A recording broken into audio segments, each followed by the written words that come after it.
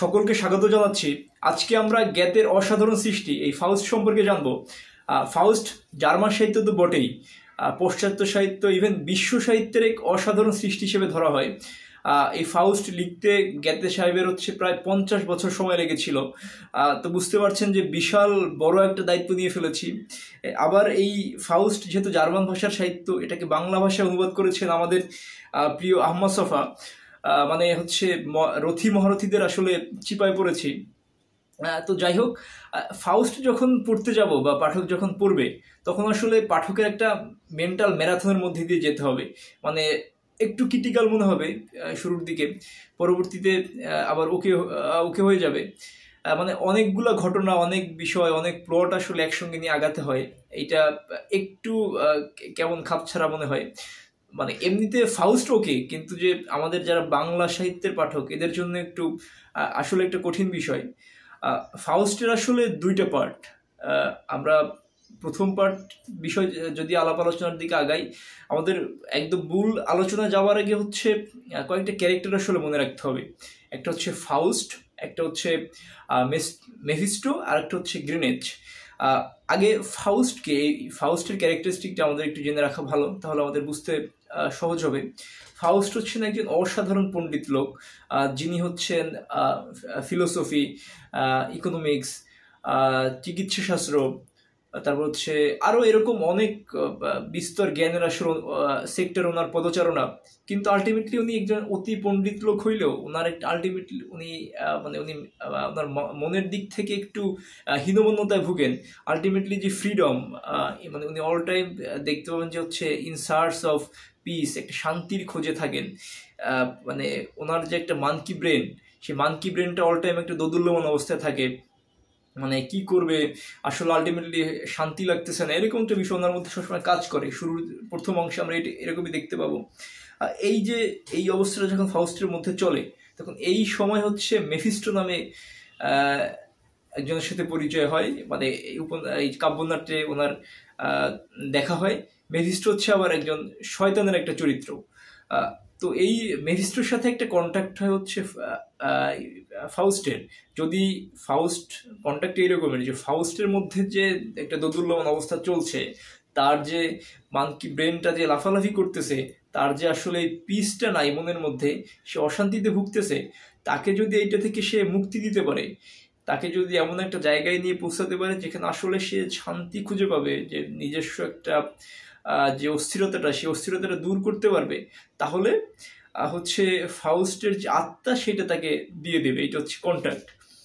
তো এই সুযোগটা নেয় সে মেফিস্টো। যেহেতু সে শয়তান একটা ক্যারেক্টার, ভালো কাজ করবেন এটাই স্বাভাবিক। এই সময় আবার এই যে ফাউস্টের মধ্যে যখন দোদুল্যমান একটা অবস্থা, আবার এই সময় এই ফাউস্ট ভদ্রলোক এক মহিলার প্রেমে পড়েন, এক কিশোরী। মূলত কিশোরী আমার নাম গ্রেনেজ, অসাধারণ সুন্দরী মহিলা। কিন্তু এই প্রেমে পড়ার পরে ওনার দোদুল্যমানটা আরও বেড়ে যায়, অশান্তিটা আরও বেড়ে যায়। প্লাস এই গ্রেনেসের অবস্থাটা আরও একটু বেকায়দার অবস্থায় হয়ে যায়। তাদের একটা করুণ ট্র্যাজেডি তৈরি হয়। গ্রেনেসের যে মানে যদি একটা ক্লাস দেখেন, সেক্ষেত্রে ফাউস্টের থেকে গ্রেনেস একটু লোয়ার ক্লাস। সেই জায়গাটা থেকে গ্রেনেসের উপরে একটা সামাজিক চাপ তৈরি হয়। অনেক বিশাল ঘটনা, আমি মানে শর্ট করে বলছি, সারসংক্ষেপ বলছি। সামাজিক জীবনে, ব্যক্তিগত জীবনে গ্রেনেস নিজে অনেক সাফার করা আরম্ভ করে। ফাউস্টও নিজের মধ্যে সেই শান্তিটা তখনও খুঁজে পায় না, প্রেম করার পরেও।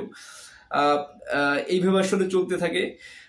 একটা সময় গিয়ে তাদের বিচ্ছেদ হয়, করুণ ট্র্যাজেডি আরম্ভ হয়। তাদের মধ্যে যে ওই দোদুল্যমান অবস্থাটা, সেটা চলমান থাকে।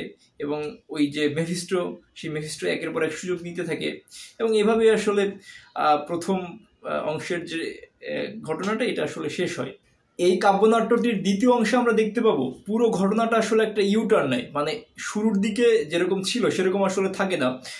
শুরুর দিকে আমরা দেখেছি ফাউস্ট শুধু ছিল একজন ব্যক্তিকেন্দ্রিক মানুষ। মানে উনি ওনার নিজেকে নিয়ে চিন্তা ভাবনা করতো। উনি আসলে মনে করতো যদি উনি নিজেই সুখী থাকে, তাহলে আলটিমেটলি ওইটাই আসলে বেনিফিট। কিন্তু দ্বিতীয় অংশে এটা আসলে হয় না। ফাউস্ট অনেক মডার্ন হয়, অনেক চিন্তা ভাবনার অনেক আমূল পরিবর্তন আসে। শুরুর দিকে মানে প্রথম পার্টে যেখানে আমরা দেখেছিলাম যে ফাউস্ট শুধুমাত্র একজন প্রেমিক হিসেবে ছিলেন, ওনার মানকি মাইন্ডকে শুধু প্রেমের দ্বারাই শান্ত করতে চাইতেন, কিন্তু এর পরবর্তীতে এটা থেকে উনি বেরিয়ে আসেন।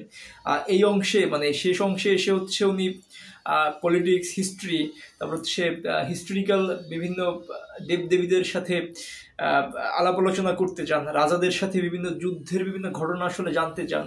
মানে এই আউট অফ বক্সে এসে মানে উনি আসলে আলটিমেটলি এইটাই খোঁজার চেষ্টা করেন যে শান্তি যদি খুঁজতে হয় শুধু নিজেকে শান্ত রাখলেই হবে না, পুরো মানব সভ্যতার জন্য কোনো কন্ট্রিবিউশন করা যায় কিনা, যদি পরিবর্তন আসলে করতে হয় পুরো মানব জাতিকে আসলে কন্ট্রিবিউশন করতে হবে, তাহলে আলটিমেটলি মুক্তি। মানে নিজেকে মাত্র মুক্তি দিয়ে মুক্তিটা আসলে পাওয়া যায় না, মানে রিয়েল যে ফ্রিডম এটাকে পাওয়া যায় না, বা রিয়েল যে পিস মানে ইনার পিসটা আসলে আলটিমেটলি নিজেকে মুক্ত করার মাধ্যমে হয় না। পুরো মানব জাতির জন্য যদি কিছু করা যায় সেটাই আলটিমেটলি একদম মনকে শান্ত করার আসল বিষয় এখানে হয়। এইখানে এইখানে হচ্ছে মেফিস্টোর সাথে যে একটা কন্ট্যাক্ট ছিল যেটা আমার প্রথম অংশে পড়েছি, ওই কন্ট্যাক্টটা থাকার পরেও সে আসলে ওই আউট অফ বক্স থেকে বের হয়ে এসে পুরো মানব জাতির জন্য আসলে কন্ট্রিবিউশন রাখার চেষ্টা করে। এবং এই সময় একটা সময় গিয়ে এভাবে আসলে শেষ হয়ে থাকে, ফাউস্ট একটা সময় গিয়ে ডেড হন।